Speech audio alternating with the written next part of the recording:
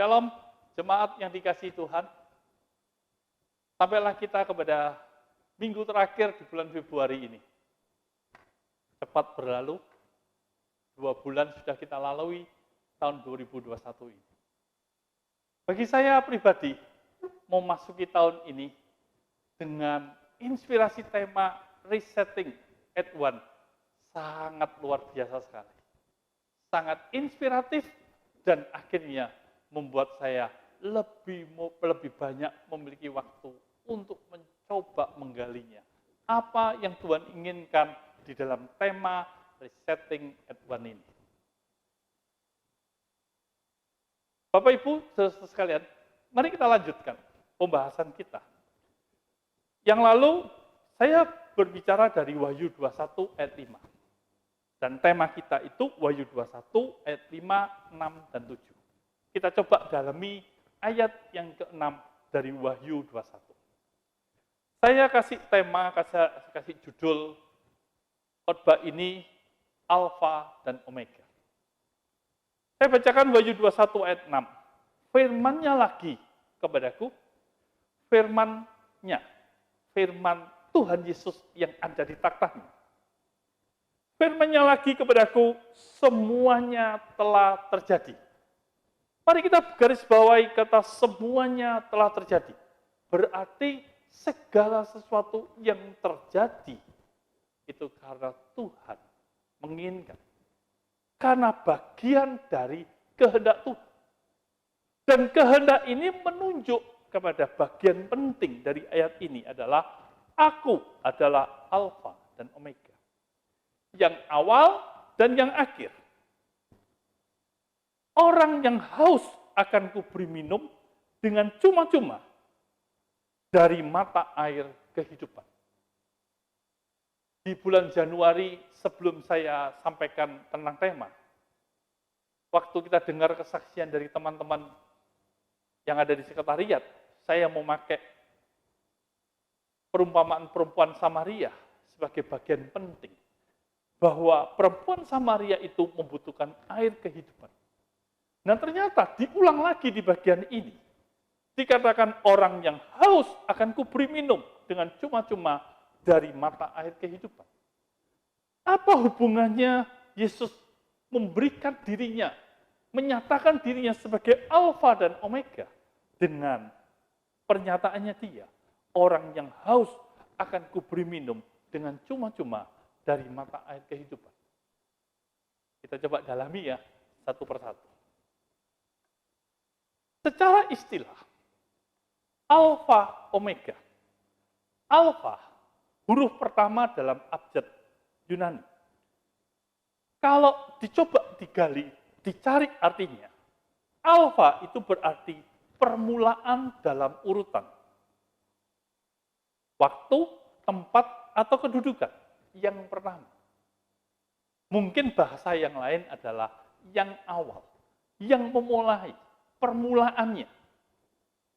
Sedangkan Omega, huruf terakhir dalam abjad Yunani, berarti menetapkan titik atau tujuan akhir dengan tepat sebagai batas. Jadi bukan sekedar akhir. Kalau alfa diterjemahkan sebagai awal, tepat, awal mengawali, permulaan. Tetapi akhir, omega, akhir, itu bukan sekedar akhir dari segala sesuatu. Tapi akhir yang menyatakan, menunjukkan bahwa tujuannya sudah tercapai. Tujuan akhir dengan tepat. Dan tujuan akhir ini sebagai batas. Artinya, kalau Yesus itu sebagai Tuhan, dia merupakan awal dan dialah yang menentukan akhir sebagai batas pencapaian. Sebutan ini adalah sebutan Yesus Kristus sebagai simbol pribadi yang ada, sudah ada masa lalu, dan yang akan datang pada masa depan. Ia yang awal dan yang akhir. Dari pernyataan-pernyataan ini, dari inspirasi ini, saya mencoba memaknai pemahaman alfa dan omega itu pada 3 titik penting yang kemudian kita coba aplikasikan dalam kehidupan kita. Yang pertama, Yesus alfa omega menunjuk kepada Yesus adalah Sang Kreator. Sebuah proklamasi yang menyatakan keterlibatannya pada kreasi alam semesta. Atau dengan bagian bahasa yang lain, dikatakan Yesus alfa dan omega karena menunjuk bahwa Yesuslah Sang Kreator dari penciptaan alam semesta ini yang sangat luar biasa sekali. Dan coba kita dalami dalam beberapa ayat, kemudian dari ayat itu kita coba simpulkan. Hal menarik akhirnya saya dapatkan dari bagian-bagian ini. Segala ciptaan dimulai dari Dia. Berasal dari Dia dan tentunya untuk Dia. Kejadian 1 ayat 1 berkata, pada mulanya Allah menciptakan langit dan bumi. Pada mulanya Allah menciptakan langit dan bumi. Di dalam Yohanes 1 ayat 3 dikatakan, segala sesuatu dijadikan oleh Dia dan tanpa Dia. Tolong diperhatikan baik-baik. Dan tanpa Dia tidak ada sesuatu pun yang telah jadi dari segala yang telah dijadikan. Artinya, ya kalau tidak ada Dia, nggak ada apa-apa. Kosong. Kalau kita coba kembali lagi ke kitab Kejadian 1 ayat 1 tadi, dikatakan bumi ini belum berbentuk dan kosong. Hampa. Berarti, tanpa kehadirannya, maka alam semesta ini akan jadi hampa, menjadi sia-sia. Tetapi karena Dia ada, dan karena firman-Nya, Dia menciptakan segala sesuatu, maka yang ada ini menjadi sesuatu yang dapat diadakan dalam segala sesuatunya.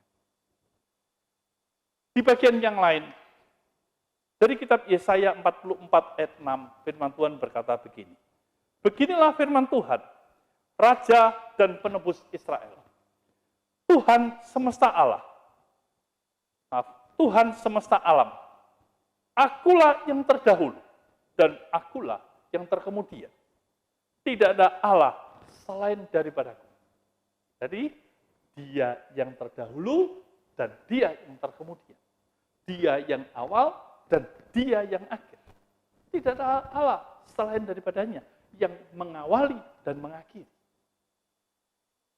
Di bagian yang lain, Yesaya 48 ayat 12 sampai 13 dikatakan, dengarkanlah aku, hai Yakub, dan engkau Israel yang kupanggil.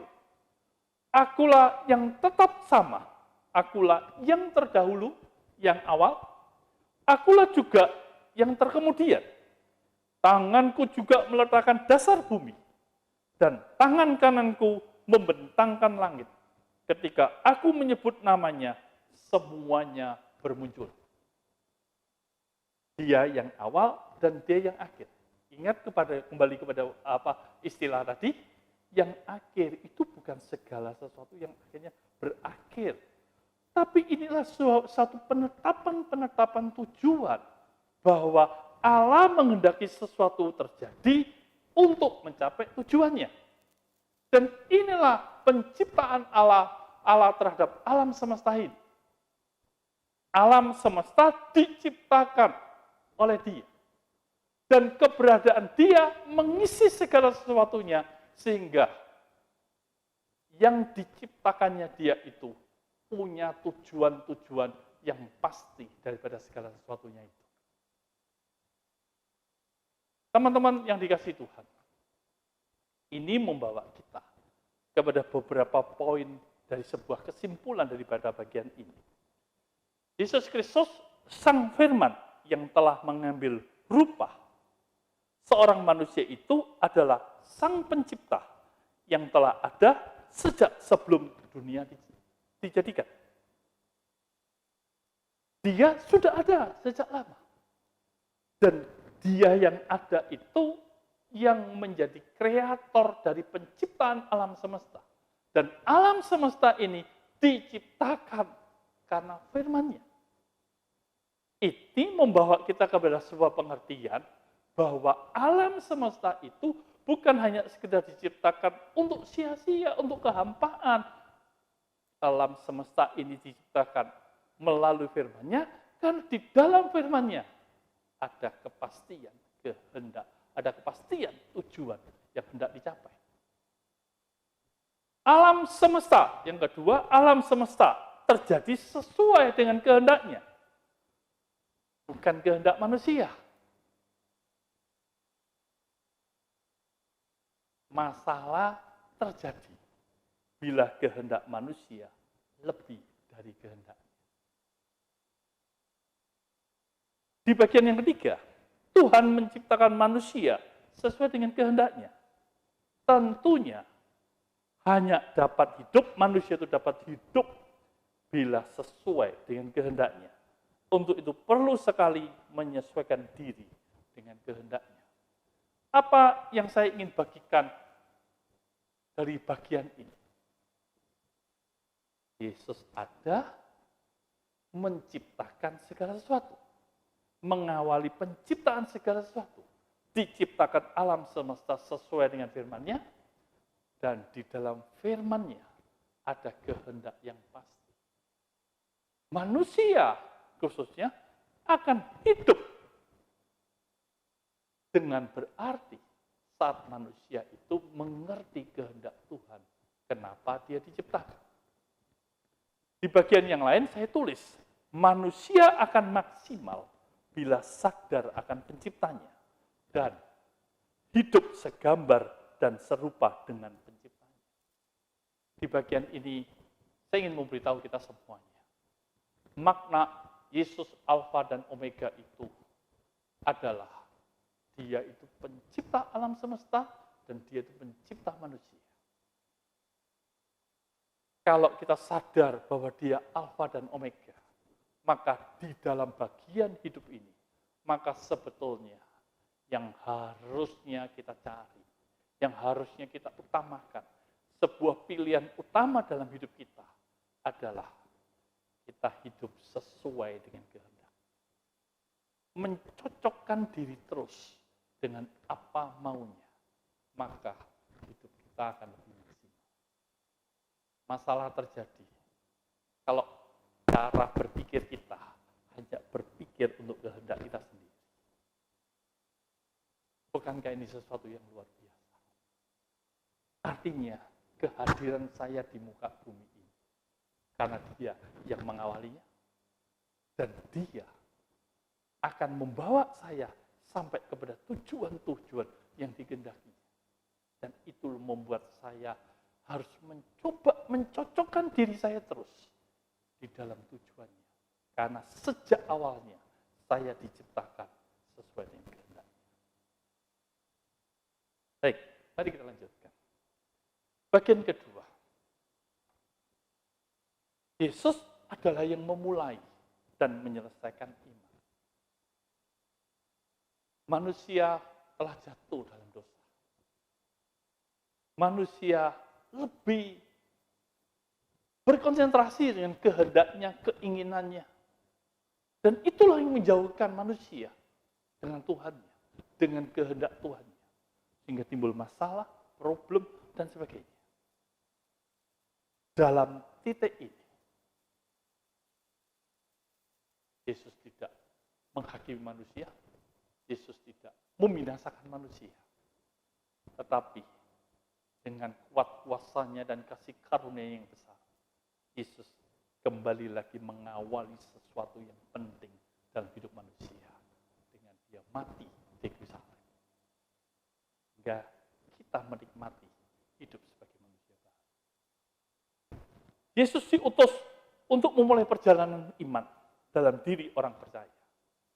Ibrani 12 ayat 2. Marilah kita melakukannya dengan mata yang tertuju kepada Yesus, yang memimpin kita dalam iman dan yang membawa iman kita itu kepada kesempurnaan, yang dengan mengabaikan kehinaan, tekun memikul salib ganti sukacita yang disediakan bagi dia, yang sekarang duduk di sebelah kanan takhta Allah.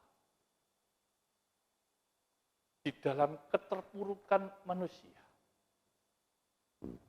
Yesus tidak menghukum manusia, tetapi kasih karunia-Nya yang besar di dalam ketidakmampuannya sebagai manusia. Yesus datang dengan kasih karunia. Dia sekali lagi mau mengawali sesuatu yang baru dalam hidup kita. Manusia telah jauh dari kehendaknya dan memilih menaati setan dan dirinya sendiri, hidup dalam keegoisannya. Dan ini awal dari kejatuhan dalam dosa. Di dalam kejatuhannya dalam dosa inilah awal dari karya yang luar biasa dari Tuhan Yesus. Karya Yesus menebus dosa manusia. Dan disinilah titik dari dimulainya perjalanan iman. Bukan karena perbuatan baik, tapi pembenaran Allah. Efesus 2 ayat 8 dan 9. Sebab karena kasih karunia kamu diselamatkan oleh iman. Itu bukan hasil usahamu, tetapi pemberian Allah. Di awal inilah Yesus mengambil pilihan penting dengan menyelamatkan manusia. Manusia diselamatkan bukan karena kebaikannya. Manusia diselamatkan bukan karena dia benar. Manusia diselamatkan karena kebenaran yang diberikan oleh Yesus yang merelakan dirinya mati di kayu salib. Dan inilah yang membuat manusia ada sebagai ciptaan baru. Dan goal dari ciptaan baru itu dia akhiri dengan sebuah tujuan pekerjaan baik. Efesus 2 ayat 10. Karena kita ini buatan Allah, diciptakan dalam Kristus Yesus untuk melakukan pekerjaan baik. Dalam bahasa yang lain, pekerjaan baik diartikan kerja keras atau aktif yang bermanfaat. Artinya pekerjaan baik itu menghasilkan suatu manfaat yang baik terus dalam hidup ini. Yang dipersiapkan Allah sebelumnya. Ia mau supaya kita hidup di dalamnya. Kemudian ayat ini disambung dengan Yakobus 2 ayat 17. Demikian juga halnya dengan iman. Jika iman ini tidak disertai dengan perbuatan, maka iman itu pada hakikatnya adalah mati. Apa yang kita ingin dapatkan di bagian ini? Manusia telah mati dengan egonya. Manusia telah mati karena menjual diri untuk mengikuti pimpinan setan. Dan karena kasih karunia-Nya, Yesus mulai satu pekerjaan baik, Yesus mulai satu perjalanan iman dalam diri setiap orang manusia dengan menebusnya dan menjadikan manusia itu menjadi ciptaan baru untuk menggenapi tujuan akhir dari yang ingin Yesus berikan kepada manusia, yaitu muncullah pekerjaan-pekerjaan baik. Bukan hanya sekedar kebaikan, tapi kebaikan yang didasari atas iman kepercayaan kita bahwa Yesus telah mati bagi kita semuanya. Disinilah manusia akan maksimal bila aktif melakukan pekerjaan baik atau bermanfaat sesuai kehendaknya. Disinilah Tuhan membawa kita kepada satu jalan, sehingga keberadaan kita itu memiliki dampak, memiliki pengaruh, menjadi terang dan garam bagi manusia yang lainnya. Inilah pekerjaan baik yang diberikan, yang mengisi menjadi bagian dari iman kepercayaan kita. Dan disitulah pernyataan Yesus Alfa dan Omega itu nyata, karena dia yang memulai iman, karena kita dibenarkan oleh Tuhan, dan Yesus mengakhiri dengan tujuan-tujuan yang pasti, membawa iman kita menjadi sebuah pernyataan bahwa kita bisa menyatakan kebaikan-kebaikan di muka bumi. Bagian yang ketiga, Yesus sudah ada pada awal dan akhir dari segala sesuatunya. Filipi 1 ayat 6. Bapak Ibu Saudara sekalian, ayat ini seringkali saya berikan kepada teman-teman yang melangsungkan pernikahannya, yang memulai hidup rumah tangganya. Karena Filipi 1 ayat 6 ini berkata, akan hal ini aku yakin sepenuhnya, yaitu Ia, Kristus, Yesus, yang mulai pekerjaan yang baik di antara kamu, akan meneruskannya sampai pada akhirnya, pada hari Kristus Yesus. Dia yang mengawali pekerjaan baik di antara kamu, di antara kita semuanya, akan meneruskan sampai pada akhirnya. Pesan ini saya selalu sampaikan kepada orang-orang yang memulai hidup rumah tangganya. Dengan sebuah keyakinan, dengan sebuah pemahaman seperti ini.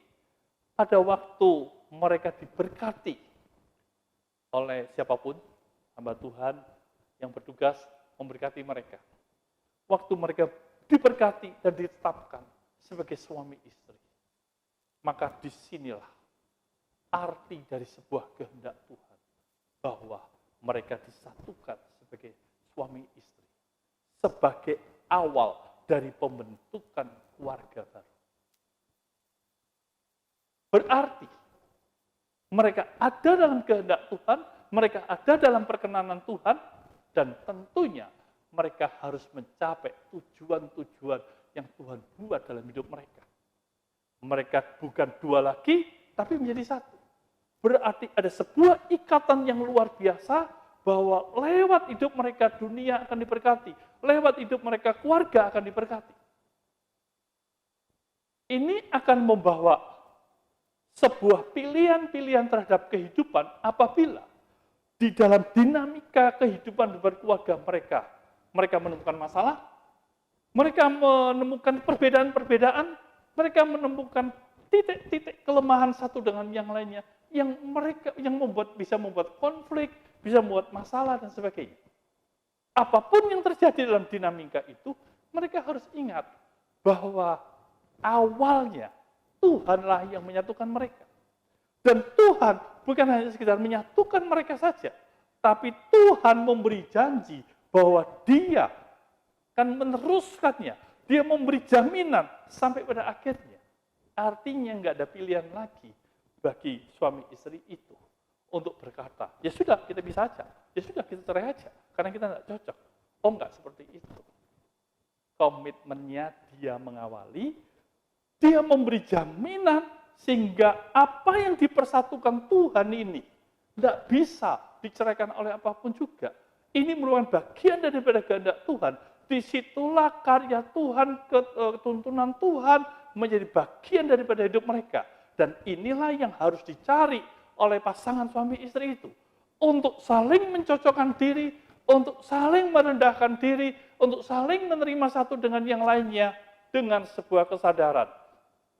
Yesus telah mengawalinya, Yesus yang menuntun mereka sehingga sampai pada akhirnya saat suami istri itu menyatukan hati untuk hidup dalam proses ini, maka Yesus yang Alfa Omega itu menjadi pemimpin dari keluarga ini.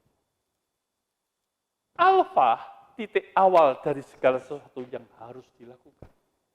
Dilakukan, kalau dalam konteks suami istri tadi, yang dilakukan sebagai bagian dari suami istri itu. Omega, titik akhir dari segala sesuatu yang sudah dilakukan. Bahwa akhirnya suami istri ini mencapai titik-titik yang berharga dari rencana Tuhan. Bahwa mereka bukannya dua, tapi satu. Mereka terikat dalam satu janji kudus, mereka terikat dalam sebuah komitmen untuk menghasilkan sesuatu yang indah, sesuatu yang baru. Rencana-rencana Allah tergenapi dalam keluarga ini. Mereka menjadi berkat, mereka akan membawa keturunan mereka untuk menjadi keturunan yang memberkati bumi. Ini bagian penting. Pilihannya adalah hidup ini harus berorientasi kepada Dia. Apa yang dimaksudkan berorientasi pada Dia? Yesus Alfa dan Omega. Maka hiduplah berorientasi pada Dia. Yaitu, kalau dengan bahasa lain, karena saya ambil dari bahasa kamus, mungkin agak susah, tapi nanti akan coba kita sederhanakan, yaitu memakai pikiran, perhatian, atau kecenderungan Yesus menjadi dasar memandang hidup ini. Serta selalu melakukan peninjauan sikap untuk menentukan arah, tempat, dan sebagainya dengan tepat dan benar. Saya coba sederhanakan dengan berpikir begini. Sudahlah, apapun yang kita sedang alami, entahlah, kita sebagai suami, saya sebagai suami, entahlah, saya bertanggung jawab terhadap pekerjaan saya, entahlah, saya sebagai anak, saya percaya yang mengawali semuanya itu adalah Yesus. Saya hidup ada dalam rencananya, ada dalam waktunya. Di dalam menjalani segala sesuatu itu, maka saya harus bertindak dengan berpikir, memberi perhatian, dan mencoba menyenderungkan diri. Kalau Yesus diperhadapkan pada kondisi-kondisi seperti ini, apa ya yang Yesus lakukan? Itu membuat saya tidak punya pilihan lain, kecuali kembali kepada firman-Nya, kecuali kembali kepada persekutuan hidup saya secara pribadi dengan Tuhan. Dan saya mencoba meninjau semua sikap hidup saya, apakah saya sedang dalam arah, tempat, dan sebagainya dengan tepat dan benar. Artinya, selalu saya ingin membawa kehidupan Yesus itu menjadi bagian daripada hidup saya, dan saya selalu meninjau apakah saya sudah ada dalam tuntunannya, atau saya sedang jalan menurut cara saya sendiri. Manusia akan maksimal bila selalu aktif mendasari dan meninjau kembali yang dilakukan sesuai dengan kehendak. Sebelum jauh, saya kasih saudara contoh, dan nanti saya berharap ada satu atau dua kesaksian yang mencoba melengkapi apa yang saya sampaikan ini, dan nanti saya akan tutup dengan sedikit contoh, sedikit aplikasi yang hari-hari ini saya dibuat untuk terus merenungkan apa yang saya bawakan ini. Sehingga dengan harapan, dengan mudah kita tangkap, dan kemudian bisa dengan mudah kita praktekkan dalam hidup ini. Saya kasih contoh saudara inspirasi kehidupan Musa. Ada dua hal yang kontras. Musa mengawali rencana Tuhan dalam hidupnya dengan menjadi pahlawan bagi bangsa Israel dengan membunuh orang Mesir. Dengan pola kehidupannya Musa sebagai pangeran muda di kerajaan Mesir, dia punya kuasa dan dia bisa bertindak. Dan mungkin orang tuanya, ibunya paling tidak selalu memberitahu Musa tentang rencana Tuhan dalam hidupnya. Dan Musa tahu pasti rencana Tuhan. Tetapi dalam tindakan-tindakannya Musa, dia mengambil jalan pintas yang bukan hanya sekedar untuk kepentingannya Tuhan, tapi untuk kepentingannya dirinya sendiri. Emosinya, karena satu persoalan, tanpa dia sadari, dia memakai jalan itu dengan langsung bertindak dengan membunuh orang Mesir, yang akibatnya membuat Musa menjadi pelarian. Tapi jalannya Tuhan mengawali rencananya dalam hidup Musa di tempat pelarian yang sepi dengan dia berbicara secara pribadi. Teman-teman yang dikasihi Tuhan, kontras. Tapi ternyata Tuhan itu selalu membuat sesuatu menjadi luar biasa sekali. Ingat, dia awal dan dia akhir. Dia awal karena ada hal-hal yang permulaan-permulaan yang dia akan awali terus dalam hidup kita. Akhir itu berbicara soal tujuan-tujuan yang tepat dan benar yang kita bisa capai. Sebentar ini teman saya Ditya akan mencoba bersaksi bagaimana pengalamannya dia. Saya sangat terkesan sekali dan saya sangat merasa mendapat inspirasi lewat kesaksiannya. Sebuah kesaksian yang luar biasa sekali. Nanti saudara bisa dengarkan. Dan tentunya kesaksian kedua akan disaksikan oleh saudara saya Hendro dalam pengalaman-pengalamannya dan merupakan bagian yang memberkati kita semuanya dan menunjukkan Dia Alfa dan Omega. Yuk kita dengarkan kesaksian mereka. Shalom, selamat pagi, saudara-saudara yang terkasih di dalam Tuhan Yesus Kristus.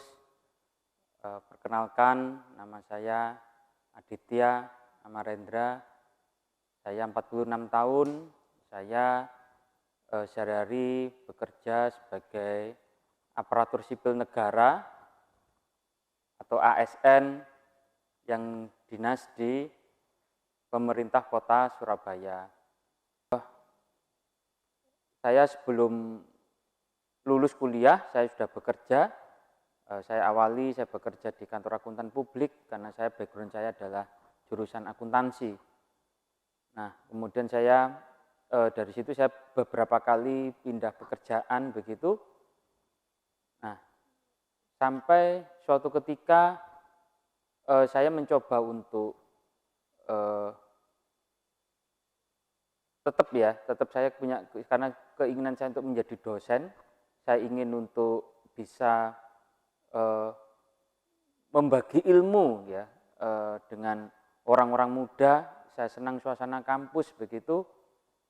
Nah, saya juga merasa sebagai anak Tuhan bahwa dengan saya menjadi dosen itu punya kesempatan untuk saya bisa membagi berkat kepada mereka. Nah, namun ya ternyata cita-cita itu tidak kesampaian gitu. Tidak kesampaian ya, karena saya dituntut saya harus cepat kerja, sehingga saya juga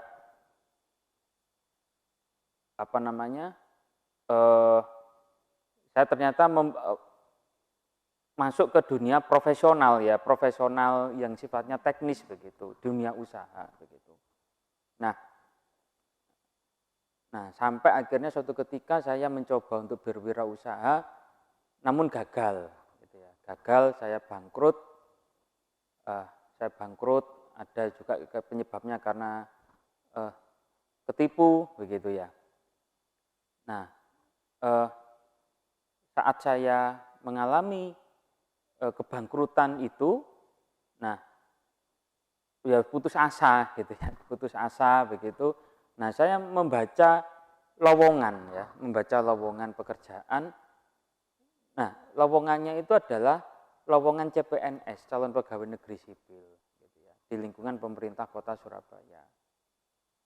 Nah, saya bilang sama istri saya, "Ma, ini ada lowongan gitu ya. Aku tak nyoba ya. Ini kayaknya terakhir ini, kesempatan terakhir." Karena saya ingat waktu itu bulan Oktober ya.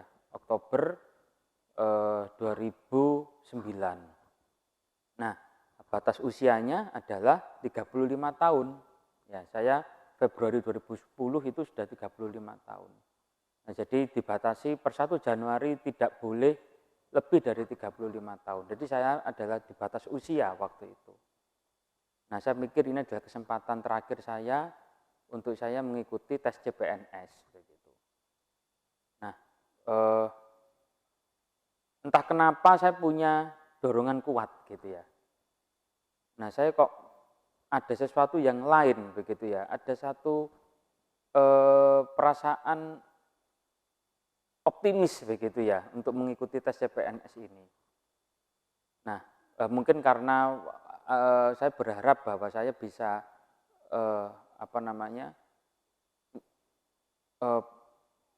lepas dari krisis saat itu ya, karena bangkrut itu ya. Saya pikir saya perlu ada sesuatu yang baru yang memberi saya semangat baru begitu. Nah, sampai kemudian saya tes. Nah, saat tes pun saya kok punya satu kepercayaan diri gitu ya. Ini saya kayaknya kok optimis gitu ya. Saya kali ini kok rasanya optimis sekali saya gitu ya. Nah, akhirnya saya jalani tes. Dan puji Tuhan ternyata memang saya diterima. Nah, saya diterima. Nah, waktu itu saya masih ingat bahwa saya ngelamar sebagai seorang S1 akuntansi, formasi penata laporan keuangan. Nah, yang saya kaget adalah ketika saya menerima SK penempatan, saya ditempatkan di bagian umum dan protokol gitu ya. Sesuatu yang kelihatannya itu tidak ada hubungannya sama sekali dengan latar belakang pendidikan saya. Nah, dan satu yang menarik adalah bahwa ketika saya di situ saya baru sadar, loh kenapa kok Tuhan menempatkan saya di bagian umum dan protokol. Nah, karena ternyata apa? Karena saya masuk, saya ini paling tua, 35 tahun. Saya 35 tahun. Nah, karena saya ada di bagian umum dan protokol, saya mengurusi segala sesuatu yang berkaitan dengan kedinasan kepala daerah dan wakil kepala daerah. Dinas-dinas kalau mau punya acara, kecamatan-kecamatan kalau mau punya acara yang mengundang kepala daerah itu harus berkoordinasi dengan protokol. Itu menyebabkan saya ini, meskipun saya orang baru, saya cepat mengenal dan cepat dikenal oleh orang lain. Rupanya bekal pengalaman kerja di swasta itu cukup membantu, sangat-sangat membantu begitu untuk saya beradaptasi. Nah, saya percaya semua itu adalah karena campur tangan Tuhan, ya, pertolongan Tuhan gitu ya. Nah, karena sesuatu yang sulit ternyata itu bisa dilalui dengan baik. Nah, ketika di bangku kuliah saya mulai ikut-ikut organisasi kemahasiswaan. Saya punya ketertarikan begitu.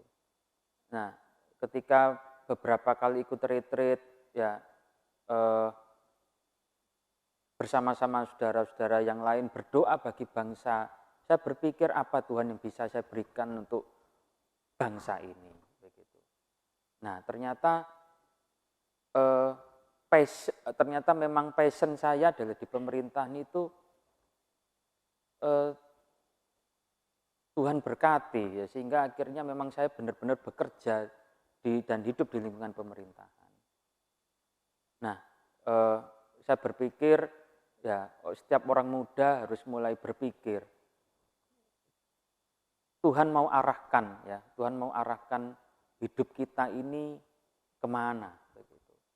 Nah, ketika kita punya hubungan pribadi yang intim dengan Tuhan, kita akan mengerti apa yang Tuhan mau, apa yang Tuhan kehendaki. Nah, itu berawal dari hubungan yang intim dengan Tuhan, gitu ya. Sehingga ketika kita mengerti apa yang menjadi kehendak Tuhan, gitu ya, dan kita hidup di dalam Tuhan, maka apa yang kita lakukan itu Tuhan akan buat berhasil. Nah, yang penting adalah lakukan yang terbaik, do the best, ya. And God will do the rest. Jadi ketika kita melakukan yang terbaik, maka hal-hal yang di luar kemampuan kita itu Tuhan sendiri yang atur, Tuhan sendiri yang bekerja. Demikian kesaksian dari saya. Semoga bisa menjadi berkat bagi saudara-saudara semua. Terima kasih, Tuhan memberkati. Shalom, selamat pagi. Terima kasih untuk waktu boleh kami bersaksi.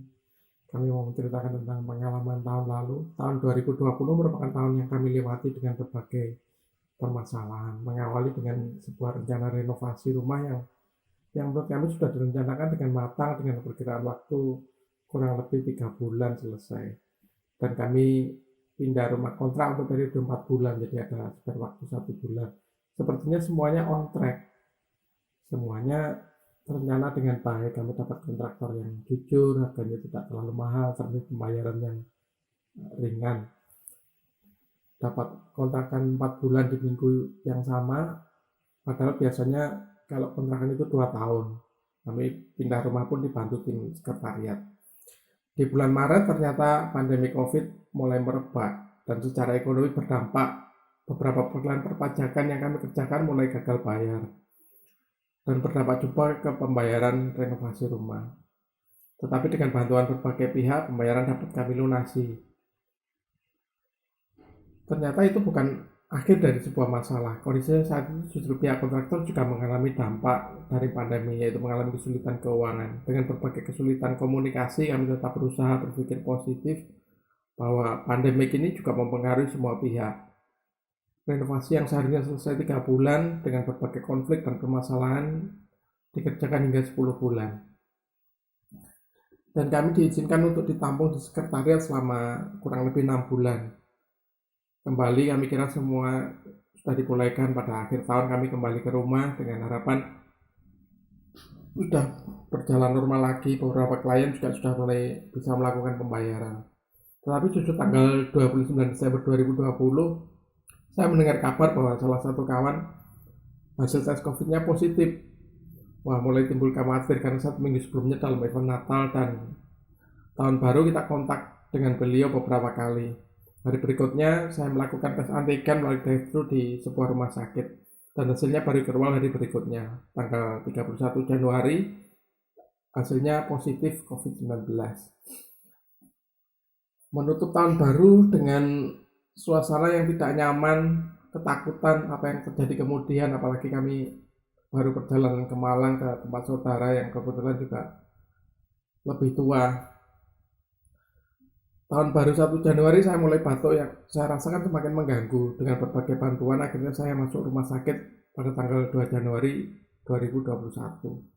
Di tengah kondisi rumah sakit Surabaya yang penuh, tetapi atas bantuan Kusoni dengan Dr. Eni, akhirnya kita dapat kamar di rumah sakit itu walaupun di ruang ventilator. Bahkan lucunya bisa menjadi salah komunikasi waktu itu karena beberapa teman dan saudara juga mengira saya kena dilakukan ventilator, padahal hanya ruangannya aja yang diventilator.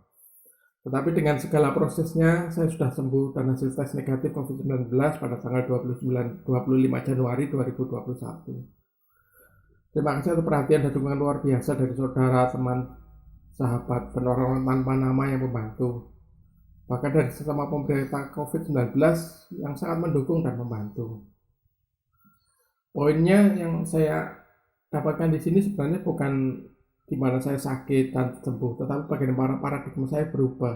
Bagaimana saya awalnya takut dengan COVID-19 terutama hingga hari ketiga di ruang ventilator, menjadi bahagia menutup tahun 2020 sebagai sebuah pengalaman iman dan pelajaran hidup yang indah.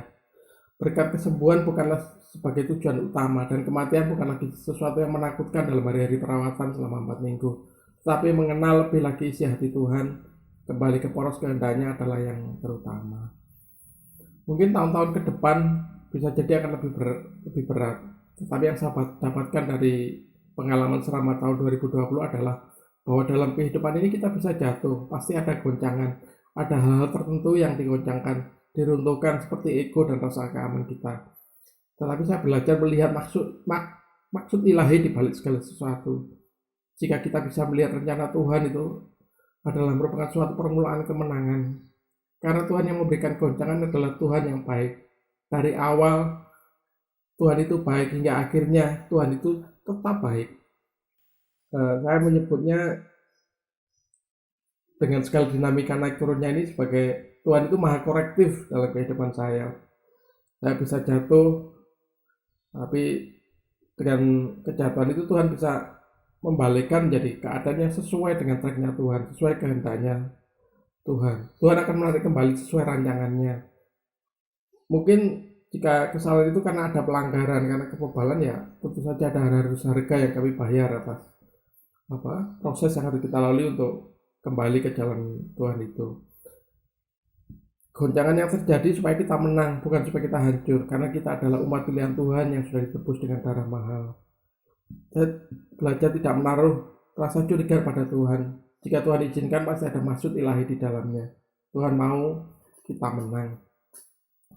Satu hal menarik yang saya dapatkan dari value sugai kehidupan yaitu caring.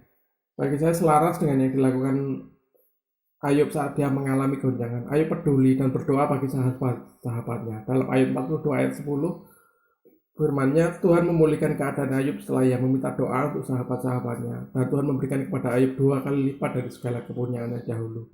Kapan Ayub dipulihkan? Ketika dia berdoa untuk sahabat-sahabatnya. Nah, kondisi ini seperti yang terjadi juga di teman-teman yang saat ini sakit, Kolim, Syu, Robert, Kuswanto, Yusuf, Hari. Nah, mereka itu orang-orang yang dalam kondisi yang sakit juga, tapi saling mempedulikan, saling memperhatikan orang lain, bahkan berani mengambil resiko gitu loh untuk memperhatikan. Jadi ini value yang sangat menginspirasi saya di penutup tahun 2020. Terima kasih, itu kesaksian saya. Tuhan Yesus memberkati. Terima kasih untuk Adit, sahabat pernah terlibat dalam pelayanan di pelayanan pelajar Surabaya. Dan beberapa kali kita undang khusus untuk bicara di ibadah 3. Terima kasih juga untuk Hendro, Mas Hendro. Saudara-saudara, Bapak, Ibu, saudara sekalian, tidak mudah loh menjadi Adit, menjadi Hendro. Kita dengar kesaksiannya enak, berakhir dengan sesuatu yang enak. Tapi waktu mereka menjalani hidup dengan kesaksian tadi, menurut saya tidak mudah. Waktu Adit diterima di CPNS, dia senang. Tapi melihat bagiannya, dia rada, ya. Tapi karena sudah komitmen, jadi harus jalani.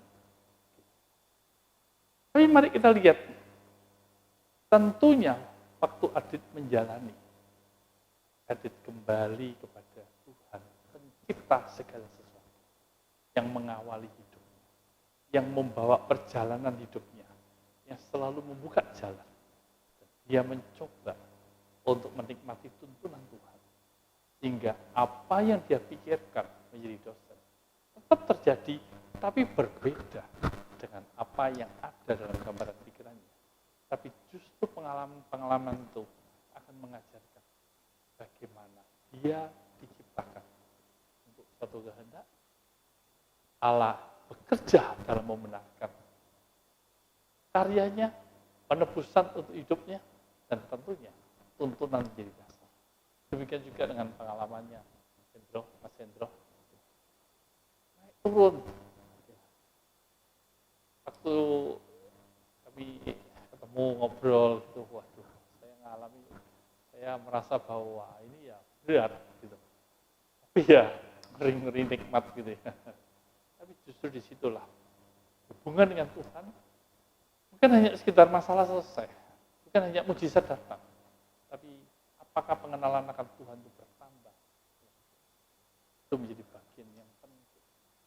Yesus Alfa dan Omega. Dia yang mengawali dan dia yang mengakhiri. Dia mengakhiri untuk sebuah tujuan yang pasti. Karena dia Tuhan yang memiliki kehendak. Tuhan yang memiliki keinginan. Tuhan yang menciptakan dengan tujuan. Walaupun manusia sejauh dari tujuan Allah, dengan caranya, dengan pengawalannya, dia memulai satu yang baru. Supaya manusia ada dalam kebenarannya, dan tuntunannya tetap terjadi dalam hidupnya. Bagian akhir dari Wahyu, pasal 21 ayat yang ke-6, kalau kita haus, dia siap memberikan air kehidupan bagi kita. Itu merupakan sebuah jaminan yang luar biasa. Saya mencoba menyimpulkan tentang pemaknaan Yesus adalah Alfa dan Omega, yang dalam kaitan dengan tema kita Resetting at One. Resetting kehidupan dengan parameter Yesus Alfa dan Omega. Yang pertama, selalu menata ulang kehidupan dengan mencocokkan bahwa alam semesta dan hidup ini adalah karena Dia, Tuhan Yesus. Sudahkah kita berjalan sesuai dengan kehendak-Nya? Selalu ada tujuan yang pasti dari penciptaannya. Dia tidak pernah salah dalam menciptakan kita. Dia tidak pernah salah membuat kita ada dalam sebuah waktu. Dia tidak pernah salah menempatkan kita dalam keluarga yang bagaimanapun juga. Dia tidak pernah salah. Karena itu suatu awal yang baik bagi kita. Tinggal kita menyadarinya. Kita ini ada karena kehendak-Nya. Dan kita hidup dalam kehendak. Yang kedua,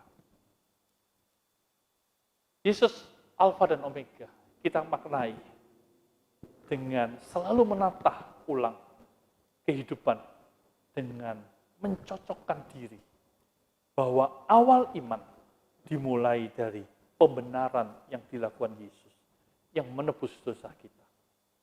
Sudahkah kita hidup dalam kebenaran? Saudara sekalian, saya tidak tahu apa yang sedang kita gumulkan. Menurut saya, pergumulan kita bukan soal dosa dan tidak lagi dalam hidup ini. Bukan soal berkenan dan tidak lagi. Kita sudah dibenarkan. Itu artinya kita memiliki kebenaran untuk hidup dalam kasih karunia-Nya. Nah, kebenaran untuk hidup dalam kasih karunia-Nya itulah yang harusnya kita gali terus, ya, sehingga iman kita mencapai sasaran yang Tuhan inginkan, yaitu pekerjaan yang baik, yang berguna bagi banyak orang. Sudahkah kita mengalami hidup yang ada dalam kebenaran? Yang ketiga, selalu menata ulang kehidupan dengan mencocokkan bahwa setiap hal terjadi karena Dia dan berakhir dalam Dia. Sudahkah kita hidup dalam arahannya, dalam petunjuknya? Untuk hidup dalam kebenaran, mungkin cara Tuhan untuk satu dengan yang lainnya akan berbeda. Akan ada banyak pengalaman-pengalaman yang Tuhan tuh ingin bawa kita. Ingat kesaksiannya saudara saya Aditya, dan ingat juga kesaksian saudara saya Hendro. Dengan mungkin sama-sama sakitnya. Mungkin sama-sama, dalam tanda kutip ya, dalam tanda kutip, ditipu seakan-akan. Tapi penyelesaian Tuhan berbeda. Dan jalan Tuhan membawa setiap orang itu menikmati kasih karunia dan menikmati hal-hal yang baru yang menjadi bagian dari pelajarannya. Dari pelajaran Tuhan, itu mungkin berbeda. Tapi goalnya, mereka akan semakin mengenali Tuhan dan semakin membawa harapan di dalam Tuhan. Mungkin apa yang saya sampaikan ini akan membuat kebingungan di sana sini. Mungkin juga, tapi cobalah belajar, diulang lagi, didalami lagi. Maka kita akan menemukan titik-titik penting yang akhirnya membuat kita ini meresetting hidup kita ini. Bukankah tema kita resetting at one? Menata ulang dengan parameter, menata ulang sesuai dengan tujuan Tuhan, dan menjadikan Dia yang nomor satu dalam hidup kita. Sedikit ya, saya panjangkan. Pertanyaannya menggelitik hati saya waktu saya coba share apa yang saya sampaikan ini ke beberapa orang adalah bagaimana aplikasinya. Saya coba menjawabnya dengan berpikir begini. Kalau kita ini sedang menghadapi masalah, kalau kita ini menghadapi pergumulan, tantangan, persoalan, atau apapun juga, yang membuat kita ini sesaat harus berhenti dulu dan berpikir ulang. Maka menurut saya, waktu kita berhenti itu apa yang kita buat? Menyalahkan diri kita? Menyalahkan orang? Ingat loh, waktu kita menyalahkan diri kita dan waktu kita menyalahkan orang lain, tanpa kita sadari, kita mengingkari Yesus itu yang awal dalam hidup kita. Akhirnya Dia itu tidak pernah salah menempatkan kita dalam setiap kondisi, dalam waktu, dalam tempat, apapun juga. Alkitab katakan, jangan menyalahkan diri sendiri. Jangan menyalahkan diri sendiri, apalagi menyalahkan orang lain. Karena menurut saya, itu tidak menyelesaikan masalah. Lebih baik kita kembali kepada masalahnya. Dan untuk kembali kepada masalahnya, coba kita renungkan dan kita bertanya, sebetulnya yang sedang saya alami ini, saya sedang memperjuangkan kepentingan saya sebagai hal yang utama untuk mendapat pengakuan, untuk mendapat penghargaan, atau saya sedang mengutamakan kepentingan Tuhan, kehendak Tuhan dalam hidup ini. Maka, kalau kita menyadari itu kepentingan Tuhan, sebetulnya kita sedang menurunkan tensi kita. Ya, izinkan Tuhan yang berkarya, karena Tuhan yang kita utamakan. Dan kalau kita pun dibiarkan masuk dalam sebuah proses yang tidak enak, mungkin itu bagian daripada apa yang harus kita bayar. Di mana saat kita direndahkan, Dia yang ditinggikan dalam hidup ini. Dengan sederhana, kita sedang mengeluarkan diri kita dari sebuah kondisi. Dan menurut saya tidak cukup sampai pada saat ini aja. Kemudian mencoba mengenali nilai-nilai kebenaran apa yang Tuhan tambahkan. Ingat, kita ini telah dibenarkan oleh darah, oleh tubuh yang mahal. Kebenaran itu bukan karena kita baik, bukan karena kita benar, tapi kebenaran itu adalah kebenaran harga penebusan yang sangat luar biasa sekali. Dan itu menjamin hidup kita. Sehingga jangan takut bersalah. Jangan minder. Jangan merasa berdosa. Begitu kita kenali, segera kita membuat resetting kehidupan untuk kembali kepada kehendaknya. Pasti ada nilai kebenaran yang ditambahkan. Waktu saya mendapat kenyataan bahwa mama dipanggil Tuhan, ya pasti saya tidak rela. Dengan banyak pemikiran, saya belum membahagiakan mama saya. Saya belum menjadi anak yang baik untuk mama saya. Saya ingin membahagiakan mama saya. Tapi apakah itu merupakan kebenarannya Tuhan? Waktu saya bertanya kepada Tuhan, Tuhan berkata, apakah kamu yakin saya itu baik? Tuhan itu baik bagi kamu. Saya berkata, iya, Tuhan itu baik bagi saya. Berarti Tuhan juga baik bagi mamamu. Iya. Lah kenapa kamu tidak terima dengan mamamu dipanggil Tuhan? Bukankah itu merupakan kebaikan Tuhan terhadap hidup mama saya? Bahwa Dia yang telah mengawali kehidupan mama saya. Dan Dia telah mengakhiri kehidupan mama saya. Dan itu merupakan bagian dari kehendaknya untuk mama saya. Dan kenapa saya jadi protes? Dan kenapa saya merasa, Tuhan saya belum ini, saya belum itu. Yang kalau ditarik-tarik, itu datang dari keinginan saya, keegoan saya. Disitulah saya belajar. Ya Tuhan, Engkau baik bagi saya, dan Engkau juga baik bagi mama saya. Saya relakan mama kembali kepada kebaikan. Saya menemukan titik-titik kebenaran. Beberapa kali saya saksi, kadang-kadang di dalam tekanan-tekanan, di akhir tahun itu menjadi hari yang nano-nano. Ada kecemasan-kecemasan yang terjadi dalam hidup saya. Waktu saya coba bertanya, waktu saya mencoba merefleksi diri saya mulai menyadari, ini merupakan ujian dari sebuah pengenalan saya akan Tuhan. Sudahkah saya kenal Tuhan itu hanya karena teori, hanya karena firman Tuhan, hanya karena apa yang dikatakan orang itu baik, atau saya kenali Tuhan dan saya menjadikan pengenalan akan Tuhan itu menjadi kekuatan bagi saya.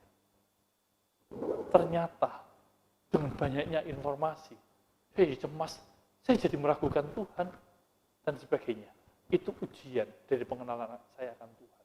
Dan saya harus berkata, resetting cara berpikir saya tentang Tuhan. Saya tata ulang cara berpikir saya tentang Tuhan. Bahwa kalau dia baik, dia tetap baik. Dan untuk selama-lamanya, dia baik. Dia setia. Maka untuk selama-lamanya, dia setia. Dan dia menjamin hidup saya. Sekali lagi, saya mencoba mengenali dia dengan semua kebenaran. Dan ini saya lakukan karena saya telah dibenarkan. Dan saya memiliki kebenaran di dalam Yesus. Dan langkah berikutnya adalah saya selalu mencoba untuk menghadirkan dia, menuntun langkah demi langkah dari hidup saya. Waktu saya mencoba sharing tentang kecemasan ini, ada orang yang bertanya kepada saya, nah, apa yang kamu cemaskan? Sesaat saya berpikir, iya, apa ya yang saya cemaskan? Dan untuk apa saya cemas? Saya mulai mencoba merasakan, iya, bahwa kecemasan itu tidak menambahkan apa-apa dalam hidup saya. Malah merusak saya, menghancurkan saya. Dan ini menjadi titik untuk saya kembali, Tuhan, kalau begitu, ajari saya bahwa ternyata saya ini rapuh dalam beberapa hal. Ajari saya, pengenalan saya akan Tuhan, itu membawa kekuatan-kekuatan. Yesus adalah Alfa dan Omega. Dia yang mengawali alam semesta ini, dan dia akan sampai membawa kita bahwa setiap yang diciptakan akan sesuai dengan tujuan yang pasti dari dia. Dialah yang mengawali perjalanan iman kita, yang memberikan kita keberanian untuk hidup dalam kasih karunia-Nya, dan dia selalu ada dalam segala sesuatunya, karena dia awal dan akhir dari segala sesuatu yang terjadi dalam kehidupan kita. Bagian kita adalah mencoba terus mencocokkan kita ada dalam kehendak-Nya, atau kita sedang berfokus pada kehendak diri kita sendiri. Kita ada dalam kebenarannya, atau kita ada dalam kebenaran kita sendiri. Kita sedang ada dalam tuntunannya, atau kita menuntun diri kita sendiri untuk mencapai kemaksimalan hidup ini. Mari kita berdoa. Tuhan, biarlah bagian ini menjadi bagian kami semuanya untuk merenung. Apakah saya sedang dalam kehendak? Atau saya sedang bermasalah dengan kehendak diri saya sendiri? Apakah saya sedang dalam kebenaran-Mu? Karena Engkaulah yang membenarkan saya. Atau saya sedang bergelut dengan kebenaran saya sendiri? Apakah saya sedang dalam tuntunan-Mu untuk mencapai keberhasilan hidup? Atau saya sedang mengarahkan, menuntun diri saya sendiri dengan upaya saya untuk mencapai keberhasilan saya? Kalau Engkau Alfa dan Omega, maka sudah seharusnya bahwa saya mengerti, saya sadar, Engkau telah memulai, Engkau telah mengawalinya, dan Engkau telah memberikan akhir sebagai sebuah pencapaian tujuan-tujuan dalam hidup ini. Dan itulah batas yang Kau berikan kepada saya. Dan ajari saya untuk mengenali Engkau terus. Mengenali kehendak-Mu, mengenali kebenaran-Mu, dan mengenali tuntunan-Mu dalam hidup saya. Tuhan, pakai hidup saya. Terima kasih untuk anugerah-Mu. Terima kasih saya mendapat kesempatan untuk meresetting hidup saya. Meresetting Edward. Meresetting, menata ulang hidup saya. Sehingga saya selaras dengan tujuan-Mu. Sehingga saya selaras dengan apa yang Kau mau. Sehingga saya selaras dengan parameter-parameter, ukuran-ukuran-Mu dalam hidup ini. Saya tidak berpikir sedemikian rupa. Sehingga akhirnya saya tidak bisa menguasai diri. Tuhan, tolonglah saya untuk hidup selalu dalam kehendak-Mu, dalam kebenaran-Mu, dan dalam tuntunan-Mu.